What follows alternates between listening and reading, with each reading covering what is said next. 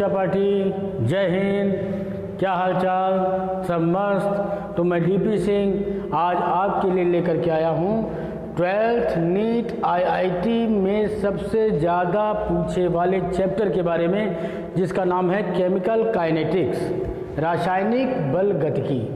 इस चैप्टर में आज मैं आप लोगों को कुछ चीज़ें ऐसी बताऊंगा जो आपके लिए बहुत ही महत्वपूर्ण हैं और उनके कॉन्सेप्ट को आपको ध्यान रखना पड़ेगा।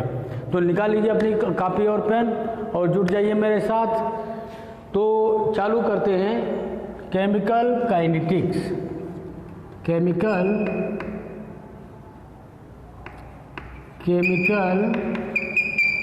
काइनेटिक्स।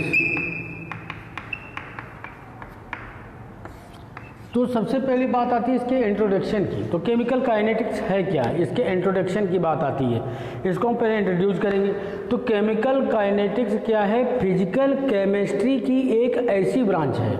केमिकल काइनेटिक्स क्या है? फिजिकल केमिस्ट्री की एक ऐसी ब्रांच है जिस पर अनेक रासायनिक अभिक्रियाएं, जिस पर क्या है कि अनेक रासायनिक अभिक्रियाओं के वेग और उन पर लगने वाले विभिन्न जो कारक होते हैं, जो फैक्टर होते हैं, जैसे टेम्परेचर है, कंसंट्रेशन है, प्रेशर है, ठीक है, और कैटालाइट का प्रेजेंटेशन है, ये सारी चीज़ों की जो हम स्टडी करते हैं रासायनिक अभिक्रियाओं में, ठीक है, वो स्टडी हम केमिकल काइनेटिक्स के अंतर्गत करते हैं। ठीक है, तो केमिकल काइनेटिक्स क्या है? केमिकल काइनेटिक्स में जो भी रासायनिक अभिक्रियाएं होती हैं, केमिकल रिएक्शंस होती हैं, उन केमिकल रिएक्शन में क्या होता है? एक तो टेम्परेचर इफेक्ट होता है, दूसरी चीज़ कंसंट्रेशन का इफेक्ट होता है, तीसरी चीज़ कैटालाइट की प्रेजेंटेशन होती है। इन सभी चीज़ों की जो हम स्टडी करते हैं वो स्टडी ही क्या कहलाती है? स्टडी किसके अंतर्गत करते हैं? केमिकल काइनेटिक्स के अंतर्गत करते हैं। तो सबसे पहले बात आती है ये कि केमिकल काइनेटिक्स में जो रिएक्शंस होती हैं ये कैसी होती हैं। ठीक है, तो इसमें आप डाल देंगे, टॉपिक डाल दीजिए केमिकल रिएक्शन। जो केमिकल रिएक्शन होती है कितने टाइप की होती है? केमिकल रिएक्शन, ये केमिकल रिएक्शंस हैं, ये दो टाइप की होती है। पहली रिएक्शन होती है फास्ट रिएक्शन। क्या होती है? Fast reaction. ये फास्ट रिएक्शन जो बेटा होती है इतनी तेज अभिक्रिया होती है कि पलक झपकते ही पूर्ण हो जाती है, कंप्लीट हो जाती है, कि पलक आप झपक नहीं पाएंगे। ठीक है, कि उतनी ही देर में ये रिएक्शन संपन्न हो जाती है, कंप्लीट हो जाती है। कहने का मतलब इसका वेग जो होता है वो कितना होता है? 10⁻³ सेकेंड होता है। कितना होता है? 10⁻³ सेकेंड। इतने टाइम में ये रिएक्शंस क्या हो जाती हैं? कंप्लीट हो जाती हैं। ऐसी रिएक्शंस को हम क्या बोलते हैं? फास्ट रिएक्शन बोलते हैं। और कुछ रिएक्शन ऐसी होती हैं, ठीक है, जिनको करने में बहुत समय लग जाता है, सालों तक, महीनों तक आप बैठते रहते हैं तब वो रिएक्शन संपन्न होती हैं। ठीक है, ऐसी रिएक्शन क्या कहलाती हैं? Slow reaction. तो दूसरी रिएक्शन कौन सी होती है आपकी? Slow reaction. कौन सी रिएक्शन होती है? Slow reaction. तो स्लो रिएक्शंस जो होती हैं ये रिएक्शन कैसी होती हैं?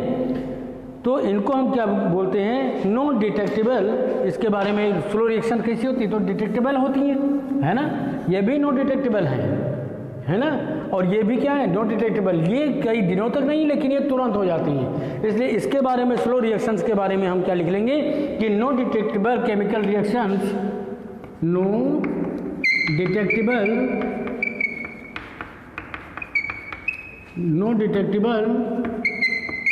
केमिकल रिएक्शन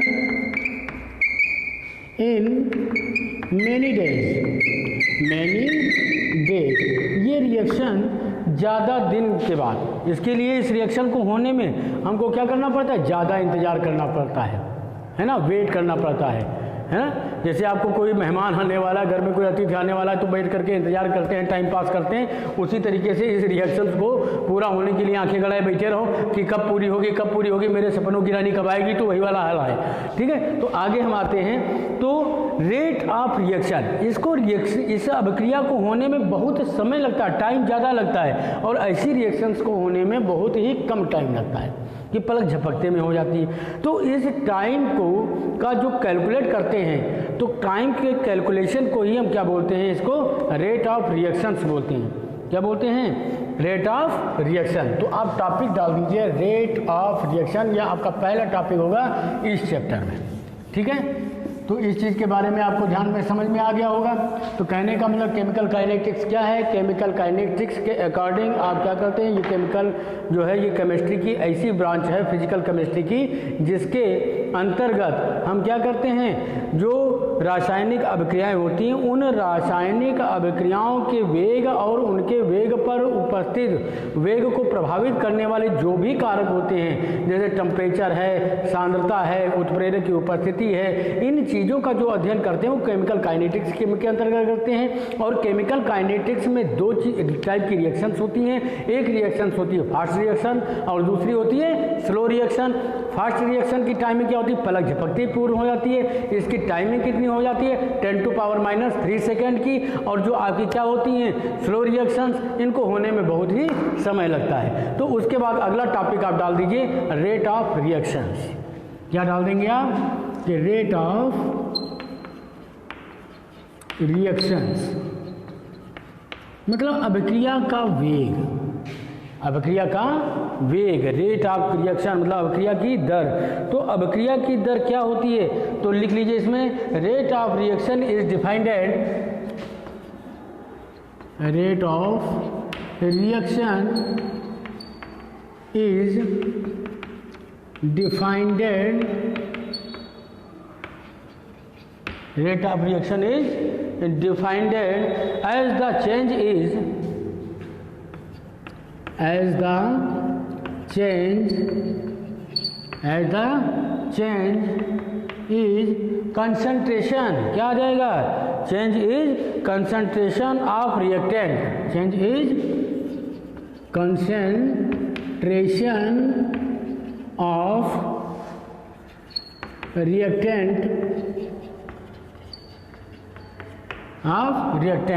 मतलब क्या होता है, अभिक्रिया जो अभिकारक होता है, रिएक्टेंट मतलब अभिकारक, अभिकारक की सांद्रता में, कंसंट्रेशन में जो चेंज होती है, ठीक है, अभिक्रिया के कंसंट्रेशन में जो चेंजिंग होती है, कब, अभिकारक के, अब जब कोई केमिकल रिएक्शन हो उसमें अभिकारक और उत्पाद के बीच में, उनके दोनों के कंसंट्रेशन में जो एक निश्चित समय में जो जितने समय में चेंजिंग होती है, वो टाइम आपका क्या कहलाता है, रेट ऑफ रिएक्शन कहलाता है। तो reactant or product with time, reactant or product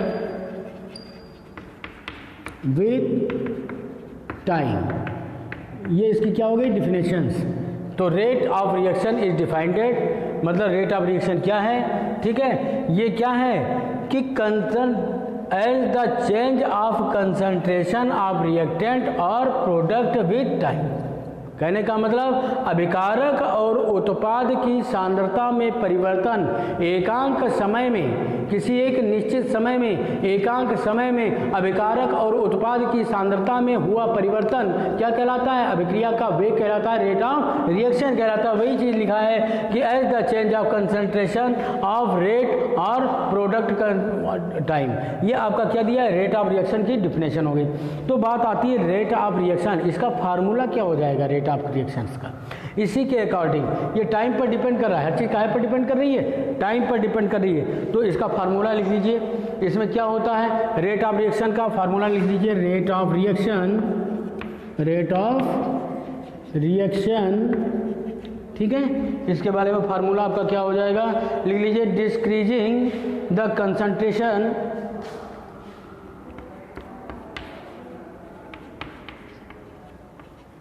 decreasing the concentration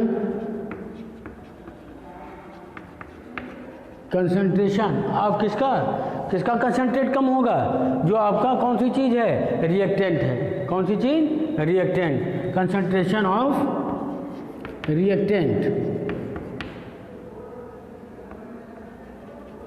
reactant upon upon क्या हो जाएगा, टाइम। कितने टाइम में इसके कंसंट्रेशन में क्या हुई, कमी, मतलब अभिकारक के सांद्रता में कमी बटे क्या होता है, टाइम, जो आपका वो लगा हुआ है। ठीक है, ये क्या हो गया, इसका फार्मूला हो गया कि decreasing the concentration of reactant upon time, ये क्या हो गया, रेट ऑफ रिएक्शन। ठीक है, तो इतनी चीज़ आप ये डिफिनेशन नोट कर लीजिए, ये आप फर्स्ट फार्मूला नोट कर लीजिए। अब इसके बारे में एक्सप्लेन हम करते हैं, जल्दी से इसे नोट कर लीजिए, इसका स्क्रीनशॉट ले लीजिए आप। ठीक है, फिर हम आगे चलते हैं अगले टॉपिक पे।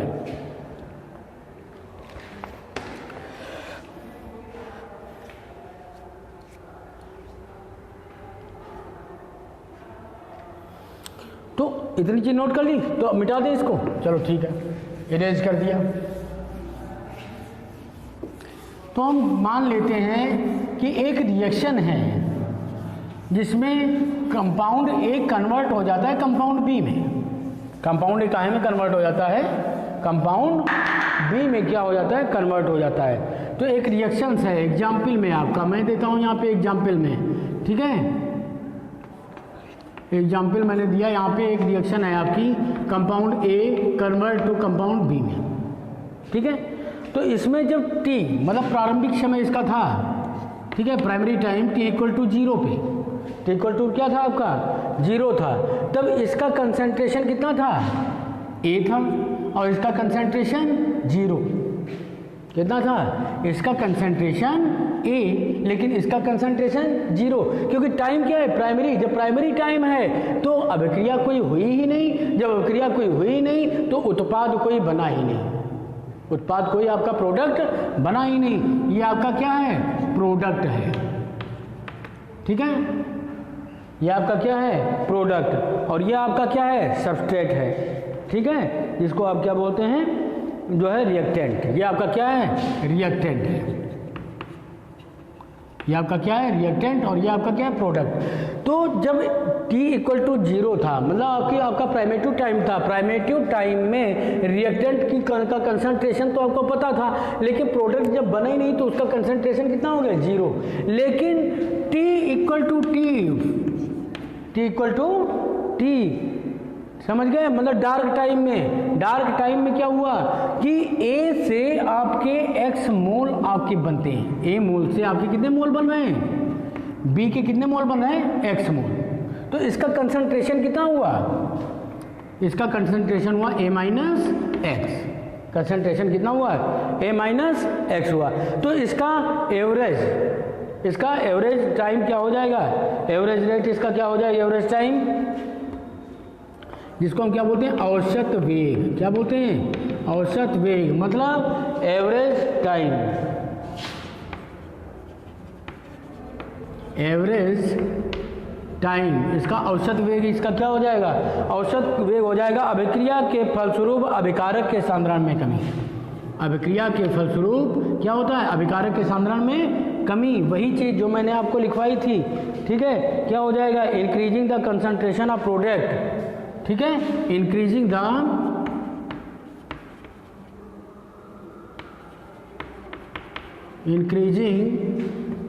The concentration of reactant upon क्या हो जाता है, टाइम, क्या होता है, टाइम, अभिक्रिया में लगा समय, क्या हो जाएगा इसका, टाइम। तो बात आती है increasing the concentrate of reactant, इसका इंक्रीजिंग कितना हुआ, कंसंट्रेशन कितना हुआ, A माइनस एक्स, कितना हुआ, A माइनस एक्स। तो इसका एवरेज टाइम क्या हो जाएगा, A माइनस एक्स अपॉन क्या हो गया, T, क्यों, कौन सी चीज़ आ गई, A minus x upon T।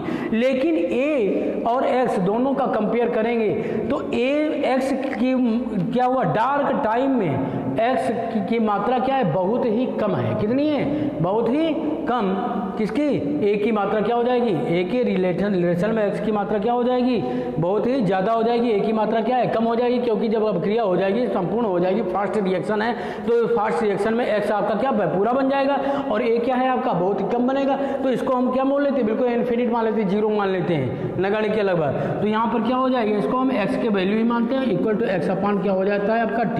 ये आपका क्या हो गया, औसत वेग, मतलब एवरेज टाइम। ये आपका क्या निकल गया, एवरेज टाइम। मतलब ए क्या हो गया आपका 0 के समथिंग, क्योंकि ये तो पूरा खत्म हो गया बन के। जब ये खत्म हो गया बना कौन, x।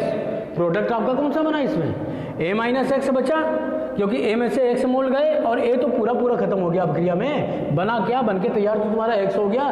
जब x बन के तैयार हो गया तो एक की कहानी ही खत्म। जब एक की कहानी खत्म तो x/t, सिंपल सी चीज़। और जो x/t आया यही आपका क्या हो गया, एवरेज टाइम हो गया।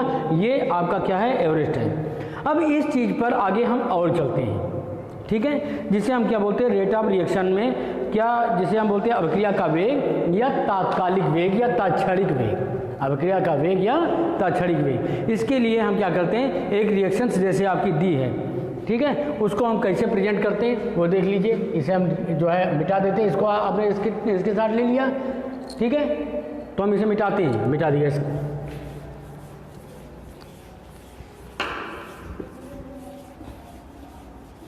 ये रिएक्शन यहाँ पे आपकी लिखी हुई है,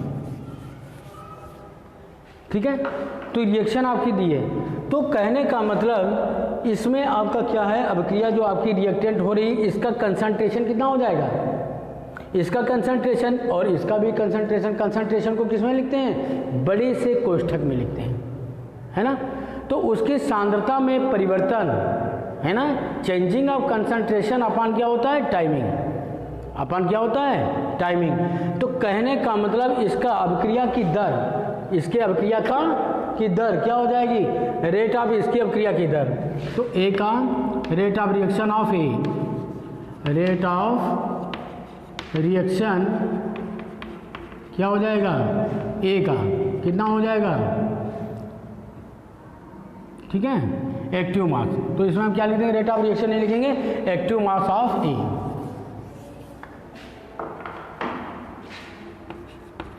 एक्टिव मास ऑफ ए का कितना हो जाएगा, ये कंसंट्रेशन ए हो गया, है ना, और एक्टिव मास ऑफ बी, इसका कंसंट्रेशन कितना हो गया, बी। इसको बड़े कोष्ठक में लिखते हैं कंसंट्रेशन को। एक्टिव मास ही क्या है, कंसंट्रेशन है। एक्टिव मास क्या है, आपका एक्चुअल मास है। एक्चुअल मास ही क्या है, कंसंट्रेशन है, ठीक है, सांद्रता है उसकी। तो अब आता है अभिक्रिया का वेग। अभिक्रिया का वेग क्या होता है, कंसंट्रेशन में चेंजिंग, एकांक समय में अभिक्रिया के वेग में हुआ परिवर्तन क्या कहलाता है, अभिक्रिया का वेग कहलाता है। एकांक समय में अभिक्रिया की अभिकारक के सांद्रता में परिवर्तन अभिक्रिया का वेग कहलाता है। तो यहाँ पर क्या आ जाएगा, रेट ऑफ रिएक्शन, उस पहली वाली रिएक्शन के आधार पे रेट ऑफ रिएक्शन, तो इसका क्या हो जाएगा, equal to concentration dark time में, डार्क टाइम में, ठीक है। और क्या हो गया, तो डार्क टाइम में क्या होगा, डार्क मात्रा में इसका क्या हो जाएगा, चेंजिंग हो जाएगा, कितना हो जाएगा, डी डेल्टा ए अपॉन क्या हो जाएगा, डेल्टा टी। तो कंसंट्रेशन में कमी हो रही है ना, इसके कंसंट्रेशन में क्या होगी, कमी, क्योंकि बी बन रहा है ना, तो एक एक कंसंट्रेशन में कमी। जब कंसंट्रेशन में कमी हो रही है तो यहाँ पे जो है नेगेटिव साइन लगा देंगे। क्या साइन लगा देंगे, एक नेगेटिव साइन इधर की ओर लगा देंगे। ये इक्वल किसका हो जाएगा, जितना ये प्रोडक्ट इधर से, ठीक है, जितना ये बनेगा उतना ये क्या होगा, कम होगा। तो इसके बनने की दर, इसके बनने की दर और इसके खत्म होने की दर क्या होगी, दोनों की इक्वल होगी। इक्वल टू क्या हो जाता है, डेल्टा क्या हो जाएगा, बी अपान क्या हो जाएगा, डेल्टा टी, ठीक है, ये चीज़। तो इसमें आप क्या लिख लेंगे, ये चीज़ आ गई, जहाँ delta A upon delta T क्या है, डिवीजन रेट है। क्या है, यहाँ पर क्या है, delta A upon delta T equal to क्या है, ये आपका क्या है, डिवीजन रेट है ना। ये आपका क्या आ गया, डिवीजन रेट हो गया इसका, ठीक है। और जहाँ पर ये आपका delta B upon delta T है, ठीक है, आपका क्या है, डेल्टा बी अपान क्या है, डेल्टा टी, ये delta B upon delta T आपका इक्वल टू क्या है, कौन सा, फार्मिंग रेट है। कौन सा है आपका, फार्मिंग रेट है।